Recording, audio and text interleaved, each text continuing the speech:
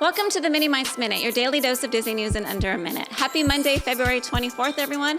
Weather in the parks today will be sunny with a high of 75 degrees. Park hours today, Disneyland will be open from 9 a.m. to 11 p.m. and DC 9 a.m. to 8 p.m. A new in-ride hack has been revealed for the Millennium Falcon Smugglers Run in Star Wars Galaxy's Edge, allowing guests to unlock Chewie Mode. This new mode replaces Hondo's verbal cues with Chewbacca yelling and Wookie the entire ride. Instructions on how to activate Chewie Mode can now be found online. A lot beginning this Friday, February 28th. The brand new and much anticipated Magic Happens parade debuts in Disneyland. In DCA, the ever so popular Food and Wine Festival begins, and fan favorite Soarin over California returns for a limited time. Just announced, Starbucks will be launching a new addition to their Been There series. A Star Wars collection series of mugs will be released this May at Starbucks and Disney parks. Thanks for listening. Hey guys, it's Gary V. Be kind and spread some magic.